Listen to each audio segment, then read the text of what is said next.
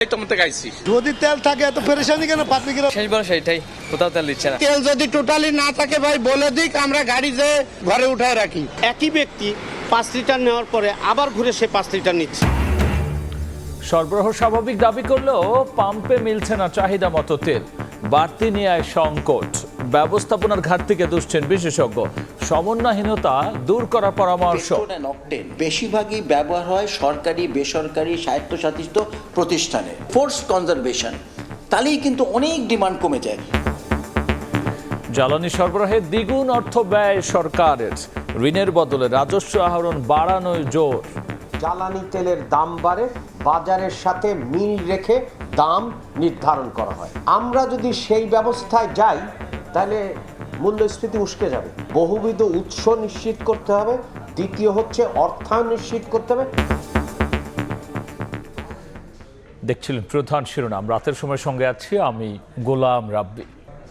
এবার অন্যান্য শীর্ষ সংবাদ।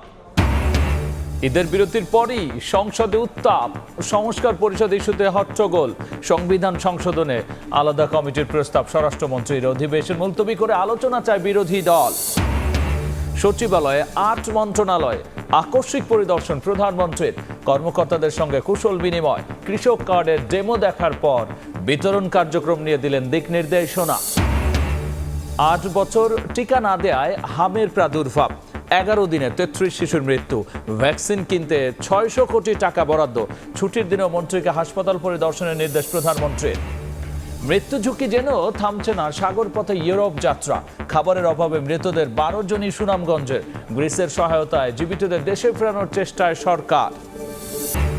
ইরানে স্থল অভিযানের প্রস্তুতি যুক্তরাষ্ট্রের, তেহরান তেল আবিব পাল্টাপাল্টি হামলা অব্যাহত, আগ্রাসনের প্রতিবাদে যুক্তরাষ্ট্রের বিভিন্ন শহরে ট্রাম্প বিরোধী বিক্ষোভ।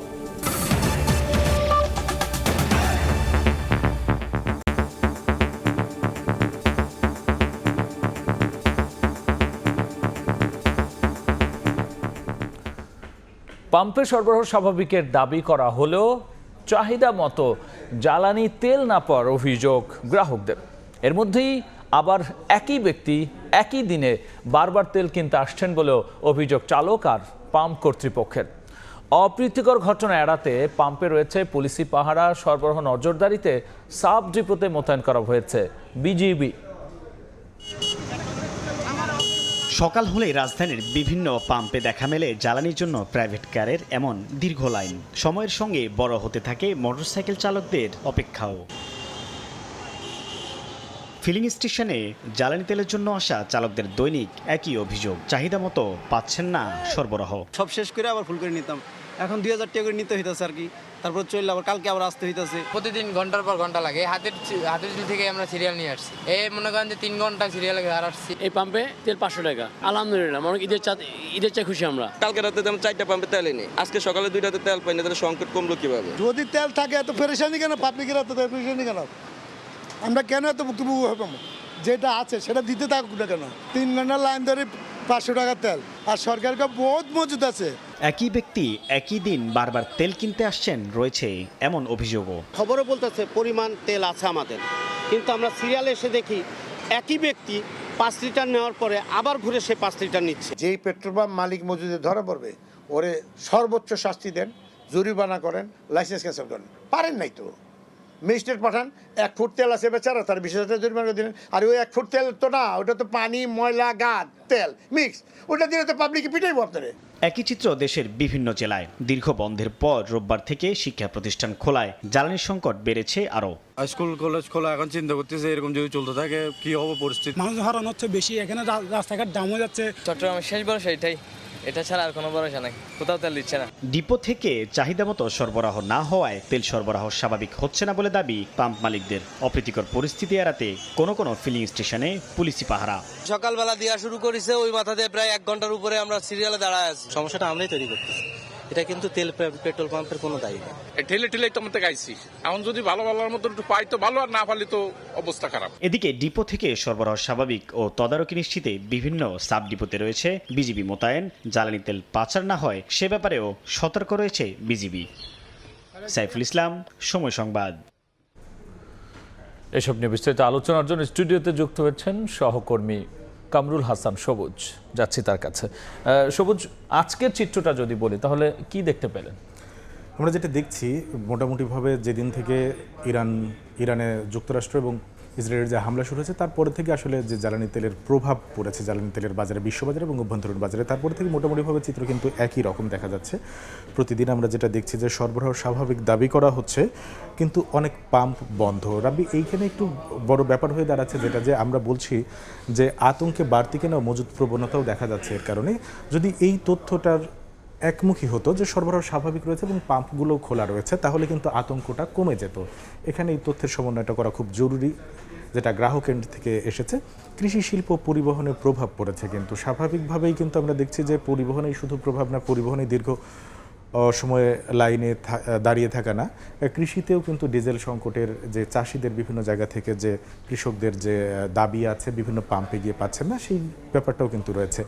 ব্যবস্থাপনার ঘাটতি সমন্বয়হীনতা দূর করার তাগিদে আমরা যেটা বলছি, ঠিক বাস্তবায়নটা সেরকমভাবে হচ্ছে না। আমরা যদি সরবরাহ স্বাভাবিক থাকে পাম্প পর্যন্ত এবং সেখান থেকে গ্রাহক কেন্দ্রে যে বিক্রি করা সেই প্রবণতাটাও যদি স্বাভাবিকই থাকে, তাহলে কিন্তু ঘাটতিটা কোথায় থাকছে? ঠিক ব্যবস্থাপনার ঘাটতি হতে পারে কিংবা সমন্বয়হীনতার ঘাটতি থাকে, কারণ জ্বালানি তেলের ঘাটতি রয়েছে এরকম পরিসংখ্যান সরকারি এবং বেসরকারি কোনো পর্যায় থেকে কিন্তু এই পরিসংখ্যানটি আসেনি। রাব্বি, আমরা যদি দেখি যে এই যে ব্যবস্থাপনার ঘাটতি এবং সরবরাহ স্বাভাবিক থাকার পরেও যে সমন্বয়হীনতা হচ্ছে, তো জ্বালানি তেলের যে স্বাভাবিক যে চাহিদা রয়েছে, যা স্বাভাবিক যে সরবরাহ রয়েছে, সেটি কিন্তু সরকার বারবারই বলছেন। এবং সমন্বয়হীনতার কোথায় রয়েছে, আতঙ্কিত হয়ে কিনছে কিনা, সেই একটি প্রতিবেদন রয়েছে। আমাদের সহকর্মী ফারুক ভাই রবিন যে প্রতিবেদন করেছে, আমরা সেই প্রতিবেদনটি দেখে আসি।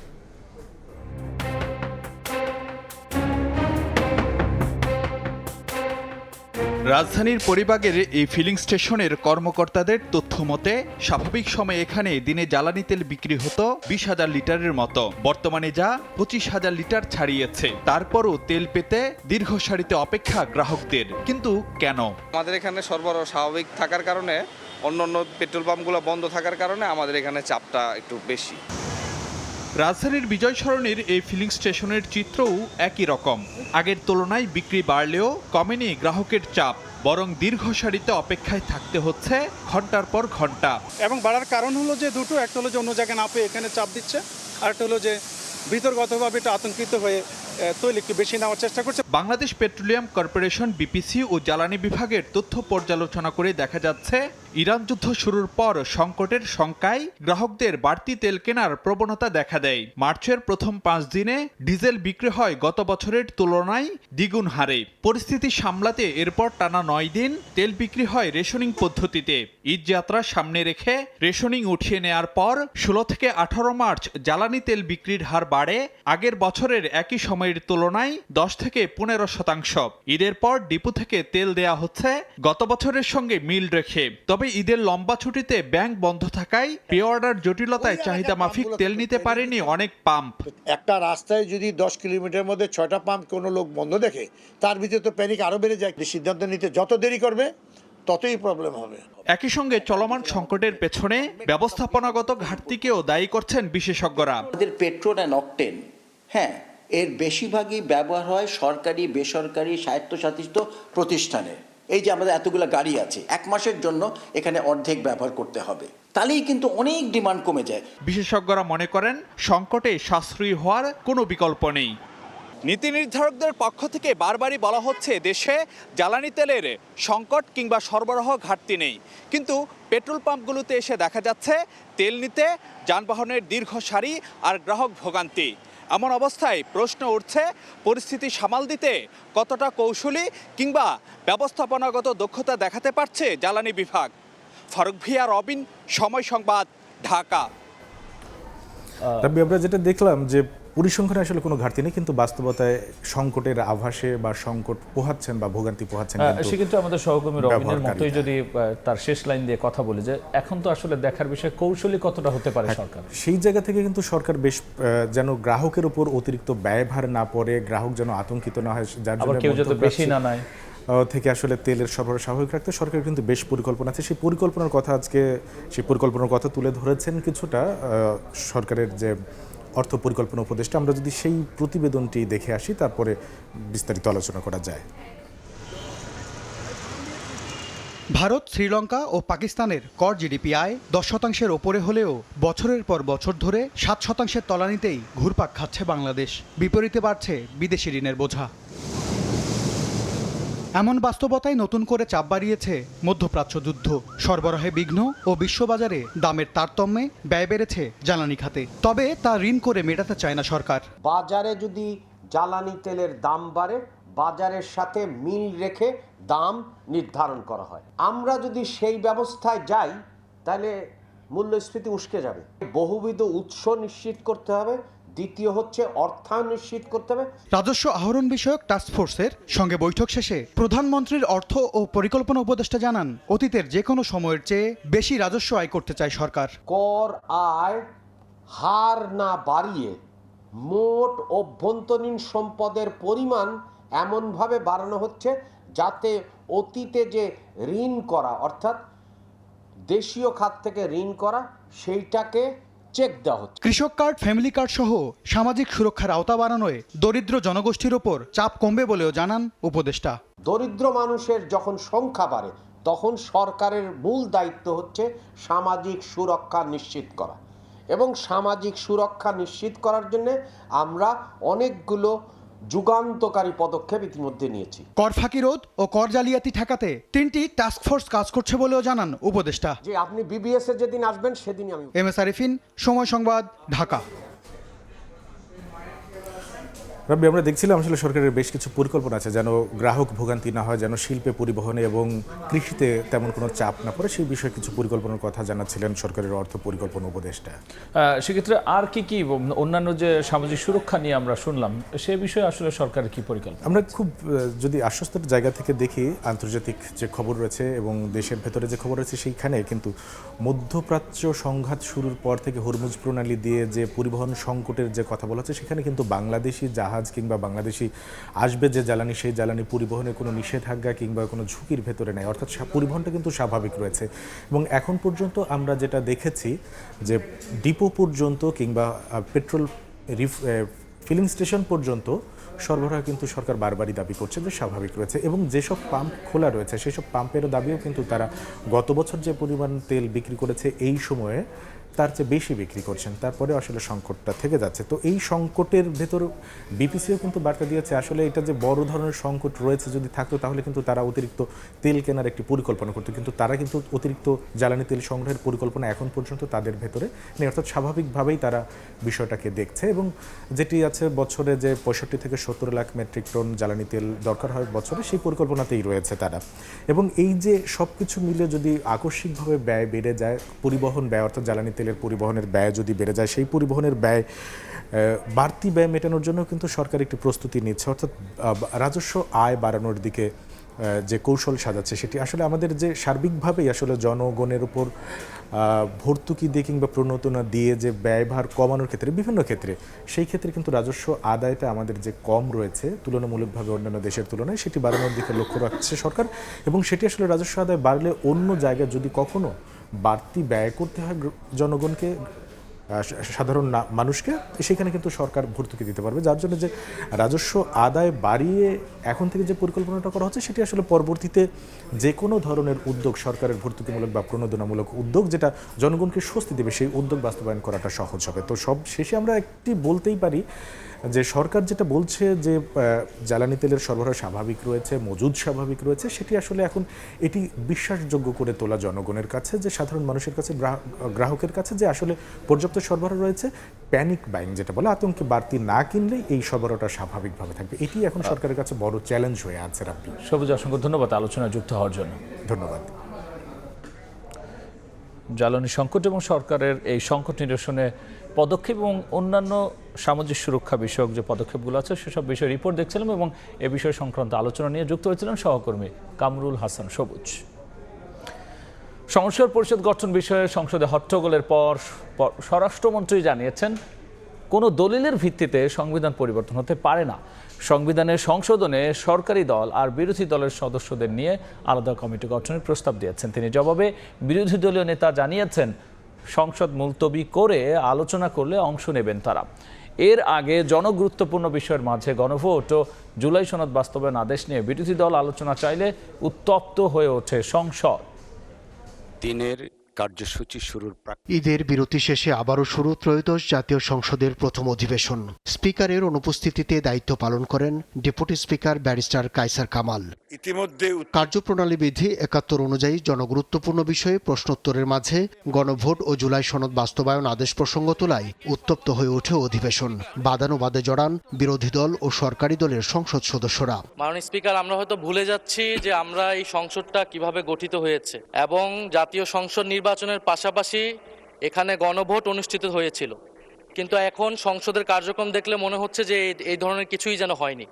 ফলে এটি যে কোনো জনগুরুত্বপূর্ণ ইস্যুর তুলনায় সবচেয়ে বেশি গুরুত্ব সহকারে এই সংসদে আলোচনা হওয়া উচিত, এর সুরাহা হওয়া উচিত, তারপরে আমাদের রেগুলার যে দৈনন্দিন কার্যক্রম সেটি হওয়া উচিত। মাগরিবের বিরতির আগে সংসদে গণভোট ও জুলাই সনদ বাস্তবায়ন আদেশ নিয়ে আলোচনা চেয়ে নোটিশ উত্থাপন করেন বিরোধী দলীয় নেতা।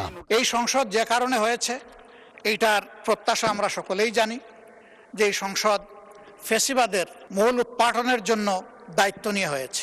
আলোচনা উত্থাপনের কারণ কেন আজকে আমাকে এই নোটিশটা দিতে হলো, এটাই দুঃখের বিষয়। পরে সংবিধান সংস্কার পরিষদ গঠনের বিষয় নিয়েও ফের উত্তপ্ত হয়ে ওঠে সংসদ। পয়েন্ট অফ অর্ডারে স্বরাষ্ট্রমন্ত্রী জানান, জুলাই সনদ রাজনৈতিক দলিল, কিন্তু দলিল দিয়ে সংবিধান পরিবর্তন করা যায় না। এ সময় সংবিধান সংশোধনে আলাদা কমিটি গঠনের প্রস্তাব দেন তিনি। এমন কোন প্রস্তাব নিয়ে আপনি আলোচনা আনতে পারবেন না যে প্রস্তাবে প্রতিকার কেবল আইন প্রণয়নের মাধ্যমে হতে পারে। সংবিধান মানুষের প্রয়োজনে, দেশের প্রয়োজনে, সমাজের প্রয়োজনে, চাহিদা অনুযায়ী সময়ে সময়ে অবশ্যই কিছু কিছু বিধান পরিবর্তন করতে হয়, সময়ের দাবি।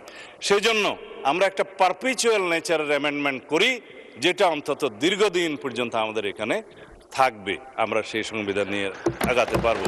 জবাবে বিরোধী দলীয় নেতা বলেন, সংসদ মুলতবি করে আলোচনা করলে অংশ নেবেন তারা। পাশাপাশি আইন শৃঙ্খলা বাদ দিয়ে স্বরাষ্ট্রমন্ত্রীর এখতিয়ার বহির্ভূত বক্তব্যের কড়া সমালোচনা করেন বিরোধী দলের নেতারা।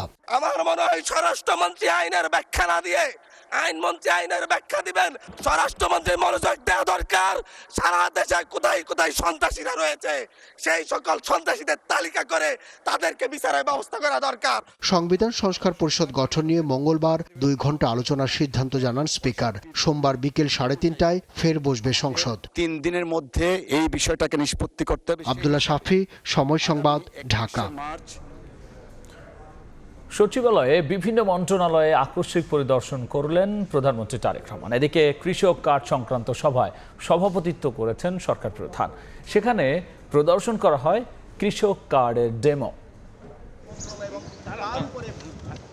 রোববার সকাল ৯টার পর সচিবালয়ে আসেন প্রধানমন্ত্রী তারেক রহমান। গাড়ি থেকে নামার পর নিজ দপ্তরে প্রবেশ না করে পায়ে হেঁটে যান ৬ নম্বর ভবনে। সিঁড়ি দিয়ে দোতলায় উঠে বিদ্যুৎ জ্বালানি ও খনিজ সম্পদ মন্ত্রণালয়ে পরিদর্শন করেন।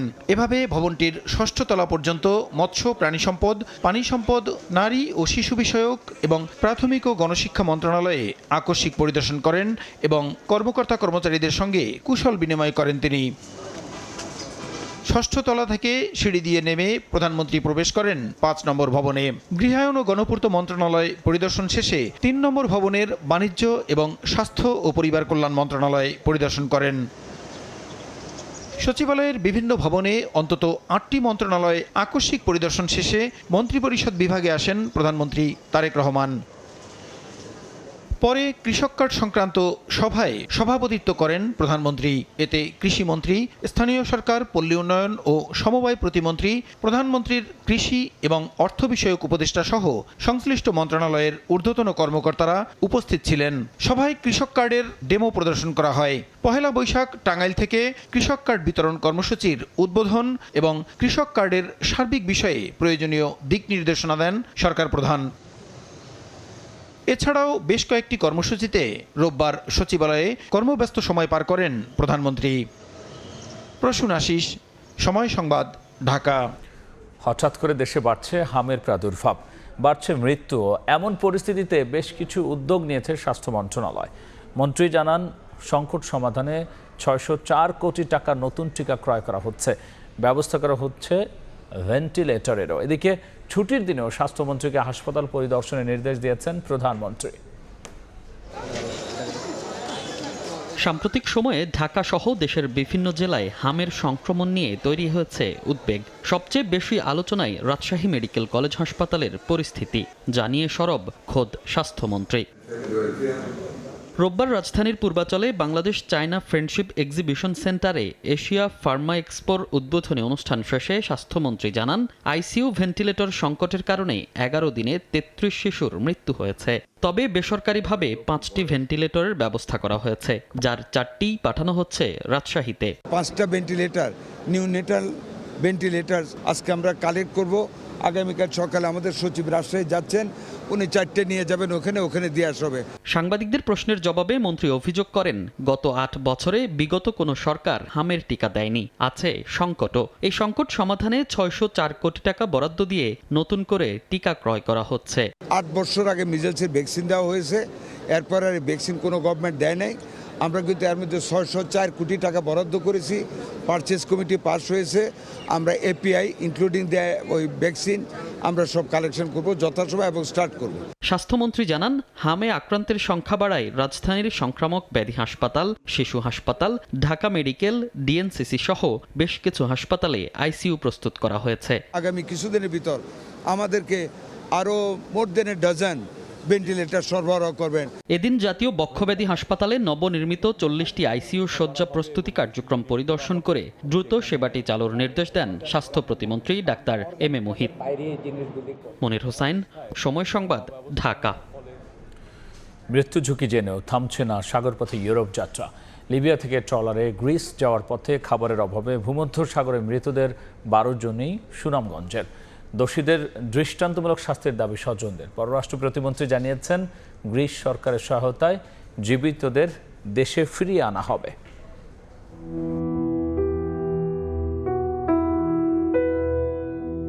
সুনামগঞ্জের 3 উপজেলায় শোকের মাতম। পরিবারের দুঃখ ঘোচাতে এবং উন্নত জীবনের আশায় লিবিয়া হয়ে সাগরপথে রওনা দেন সুনামগঞ্জের 12 যুবক। দীর্ঘদিন সমুদ্রে ভেসে থাকা ট্রলারে খাদ্য ও সুপেয় পানির সংকটে একে একে প্রাণ হারান তারা। লিবিয়া থেকে গ্রিসে যেতে জনপ্রতি 12 লাখ টাকায় অলিখিত চুক্তি হয় মানব পাচারকারী মুজিবুর রহমানের সঙ্গে। যাওয়ার পর অর্ধেক টাকা পরিশোধ করেন স্বজনরা। লিবিয়া থেকে সাগর পথে ছোট নৌকায় গ্রিস যাত্রা শুরু হয় 4 জনের। নৌযানটি বিকল হয়ে শারীরিক দুর্বলতা, ক্ষুধা ও সুপেয় পানির অভাবে নৌকায় মারা যান তারা। আমার এক বন্ধুর মাধ্যমে জানতে পারছি সে ভাই মারা গেছে। মুজিব নাম, তার মাধ্যমে গেছে গ্রামে, এরপরে যে আরো খেয়ে আসছে দালাল। একইভাবে সুনামগঞ্জের জগন্নাথপুরের 5 জন এবং দোয়ারাবাজার উপজেলার 1 যুবকের ক্ষুধা আর তৃষ্ণায় মৃত্যু হয়। মরদেহ ফেলে দেয়া হয় সাগরে। দোষীদের দৃষ্টান্তমূলক শাস্তির দাবি স্বজনদের। গেম দেওয়ার আগেও 1 মাস আগ থেকে তারারে কোনো সঠিক খাবার দিছে না, খাবারের অভাবে তারা অসুস্থ হয়ে গেছে। এ নিয়ে মন্ত্রণালয়ে কথা বলেন পররাষ্ট্র প্রতিমন্ত্রী। বলেন, উদ্ধার হওয়া জীবিত নাগরিকদের তথ্য সংগ্রহ করে সার্বক্ষণিক যোগাযোগ রাখছে বাংলাদেশ মিশন। চেষ্টা চলছে গ্রিস সরকারের সহায়তায় তাদের দেশে ফিরিয়ে আনার। বাংলাদেশি আমাদের যারা ওখানে তারা জীবনটা বেঁচে গেছে, তাদের অবস্থা কি, তারা ক্যাম্পে কি অবস্থা আছে, তাদের আইডেন্টিফিকেশনটা আমাদের দরকার। নেক্সট স্টেপ হচ্ছে তাদেরকে ফিরিয়ে আনার। আমাদের অ্যাথেন্সের দূতাবাস আছে, তারা কাজ করছে এবং লিবিয়ার দূতাবাসও এখানে সচেষ্ট আছে। পাচারকারীদের খুঁজে বের করে শাস্তির আওতায় আনার চেষ্টা করছে সরকার। এই স্মাগলাররা, তাদের একটা দৃষ্টান্তমূলক শাস্তি এখানে হওয়া উচিত। সামদানি প্রত্যয়, সময় সংবাদ, ঢাকা। এবার বাণিজ্যের সংবাদ।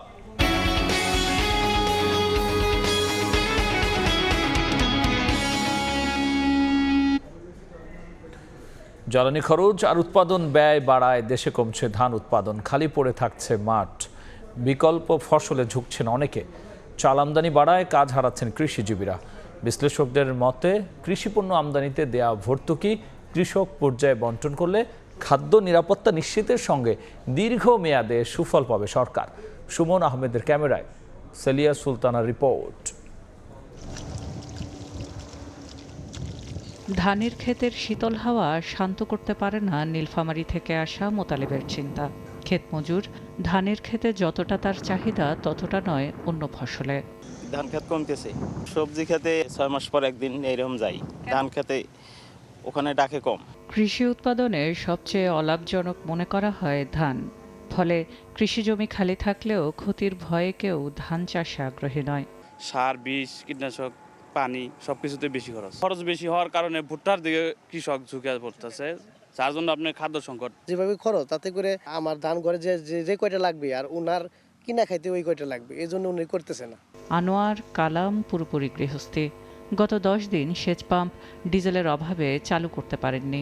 ডিজেল যতদিন না পাবো তো এটা তো ডিজেল ছাড়া চলবে না। মধ্যপ্রাচ্যের অস্থিতিশীলতা শুধুমাত্র যে সেসব দেশেই অস্থিরতা তৈরি করছে তা নয়, বরং অনুন্নত এবং উন্নয়নশীল দেশগুলোর মানুষের ভাগ্য নির্ধারণ করছে। এমন পরিস্থিতিতে কৃষিতে স্বনির্ভরতা তৈরি করা গেলে, অর্থাৎ কৃষিতে মহাপরিকল্পনা তৈরি করা গেলে একদিকে যেমন খাদ্য নিরাপত্তা এবং কর্মসংস্থান টিকে থাকবে এবং শক্ত অবস্থানে থাকবে, ঠিক একইভাবে বিশ্বের বাণিজ্যের যে কোনো দরবারে অর্থাৎ দেন দরবারে শক্ত অবস্থানে থাকবে বাংলাদেশ। একদম চর এলাকায়, হাওড় এলাকায় ধানের ক্ষেত হয়ে যাচ্ছে তামাকের ক্ষেত, ধানের ক্ষেত হয়ে যাচ্ছে ভুট্টার ক্ষেত। কারণ কি?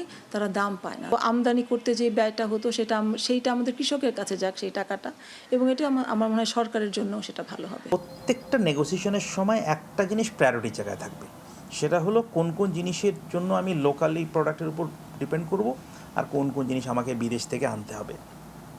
ওভার ডিপেন্ডেন্স কোনো কারণেই ভালো কিছু না। বৈশ্বিক যুদ্ধ ছাড়াও এই লোকসান গোনার দরদামে ফসলের জমি বছর গড়াতেই সরে যায় কয়েকশো একর দূরে। কোনো ভাটা বিষ ফোড়ার মতো উকি দেয় মাঠের মাঝে। সেলিয়া সুলতানা, সময় সংবাদ, ধামরাই, সাভার। নড়াইলে তেল না পেয়ে ট্রাক চাপা দিয়ে পাম্প ম্যানেজারকে হত্যার অভিযোগে চালক সুজাত আলী মোল্লাকে গ্রেফতার করেছে র্যাব। এই ঘটনায় তদন্ত কমিটি গঠন করেছে জেলা প্রশাসন। হত্যার প্রতিবাদে জেলায় তেল বিক্রি বন্ধ রেখেছে পেট্রোল পাম্প মালিক সমিতি।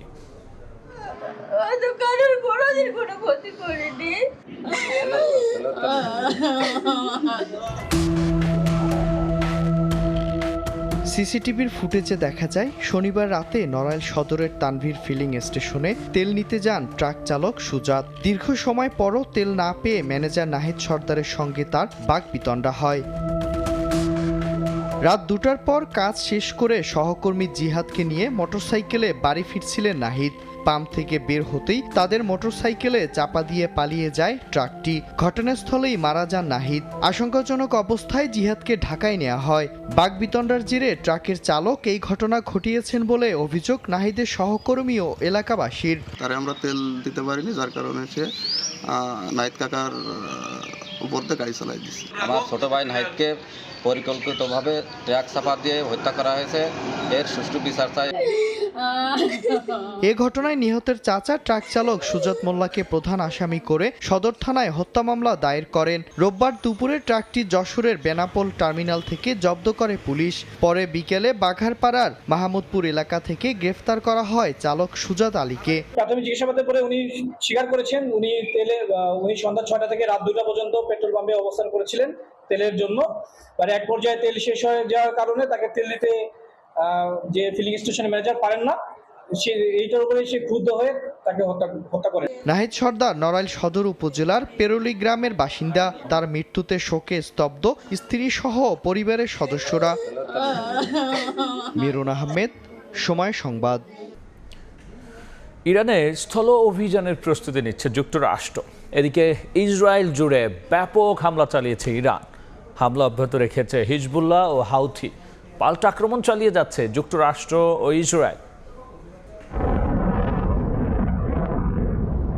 দ্বিতীয় মাসে গড়িয়েছে ইরানের বিরুদ্ধে ইসরায়েল যুক্তরাষ্ট্রের সংঘাত। ইসরায়েলের রাজধানী তেল আবিব সহ বিভিন্ন এলাকায় ভয়াবহ মিসাইল হামলা চালিয়েছে ইরানের বিপ্লবী গার্ড কর্পস। হাইফা শহরের রাডার সেন্টারকে লক্ষ্য করে হামলা চালানোর দাবি করেছে তেহরান।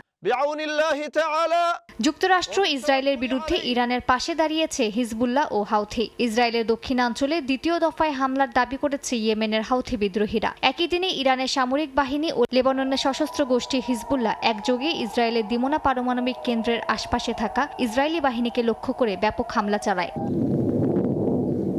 জবাবে ইরান ও লেবাননের বিভিন্ন স্থানে হামলা চালিয়েছে ইসরায়েলি সামরিক বাহিনী। ইরানের খুজেস্তানের গুরুত্বপূর্ণ পানি শোধনাগার ও একটি বিশ্ববিদ্যালয়ে আঘাত হানার দাবি করেছে তেল আবিব। জবাবে ইসরায়েল ও যুক্তরাষ্ট্রের বিভিন্ন বিশ্ববিদ্যালয়ে হামলার হুমকি দিয়েছে ইরান। এর মধ্যেই যুক্তরাষ্ট্রের প্রতিরক্ষা সদর দপ্তর পেন্টাগনের নতুন পদক্ষেপের অংশ হিসেবে হাজার হাজার মার্কিন নৌ ও মেরিন সেনা মধ্যপ্রাচ্যে পৌঁছেছেন। পেন্টাগনের পক্ষ থেকে ইরানে কয়েক সপ্তাহের জন্য স্থল অভিযান পরিচালনার জোর প্রস্তুতি নেওয়া হচ্ছে বলে জানিয়েছে ওয়াশিংটন পোস্ট। এদিকে চলমান সংঘাত বন্ধে মধ্যপ্রাচ্যের দেশগুলোর সঙ্গে বৈঠক আয়োজনের ঘোষণা দিয়েছে পাকিস্তান। এর মধ্যেই বৈঠকে যোগ দিতে ইসলামাবাদে পৌঁছেছেন সৌদি আরব, তুরস্ক ও মিশরের পররাষ্ট্রমন্ত্রী। মালিহা সুহরওয়ার্দী, সময় সংবাদ। ক্রিকেট বোর্ডের দুর্নীতিগ্রস্ত কর্মকর্তাদের বিরুদ্ধে তদন্ত করে নেওয়া হবে ব্যবস্থা। সংসদ অধিবেশনে একথা জানিয়েছেন যুব ও ক্রীড়া প্রতিমন্ত্রী।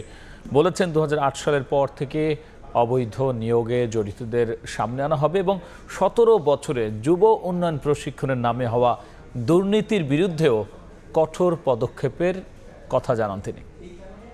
ক্রীড়াঙ্গনের ক্রীড়া মন্ত্রণালয়ে আমিনুল হক প্রতিমন্ত্রী চেয়ারে বসার আগ থেকেই বিসিবি নিয়ে বড্ড সরব জাতীয় ফুটবল দলের সাবেক অধিনায়ক। সবশেষ বিসিবি নির্বাচনের স্বচ্ছতা নিয়ে মন্ত্রণালয়ে তদন্ত চলমান। এদিন সংসদ অধিবেশনের প্রশ্নোত্তর পর্বেও তার মুখে ক্রিকেট বোর্ডে হওয়া দুর্নীতির প্রসঙ্গ।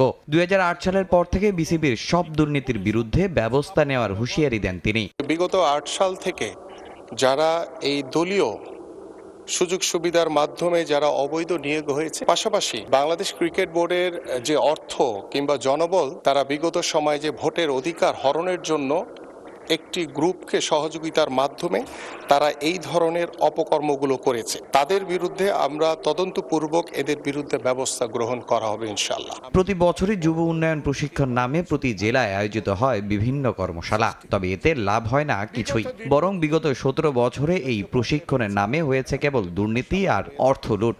বিগত 16 বছর 17 বছর এই যুব উন্নয়ন বা যুব প্রশিক্ষণের বিভিন্ন নামে অনেক বড় বড় দুর্নীতির অনেক কিছু আমি ইতিমধ্যে পরিলক্ষিত হয়েছে আমার দৃষ্টিতে। তাদের বিরুদ্ধে আমরা দ্রুত ব্যবস্থা নিব।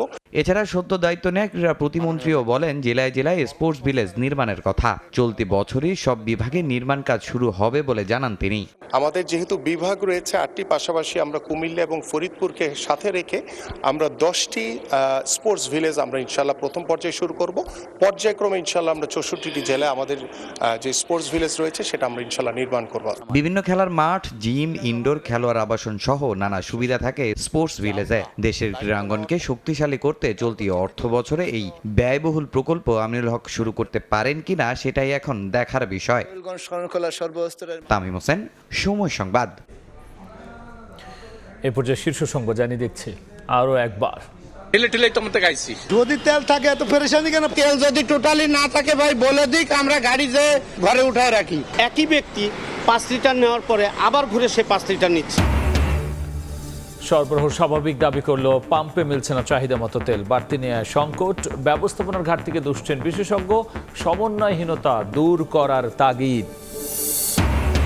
ঈদের বিরতির পরেই সংসদে উত্তাপ। সংস্কার পরিষদ ইস্যুতে হট্টগোল। সংবিধান সংশোধনে আলাদা কমিটির প্রস্তাব স্বরাষ্ট্রমন্ত্রীর। অধিবেশন মুলতবি করে আলোচনা চায় বিরোধী দল। এবং সচিবালয়ে 8 মন্ত্রণালয়ে আকস্মিক পরিদর্শন প্রধানমন্ত্রীর। কর্মকর্তাদের সঙ্গে কুশল বিনিময়। কৃষক কার্ডের ডেমো দেখার পর বিতরণ কার্যক্রম নিয়ে দিলেন দিক নির্দেশনা।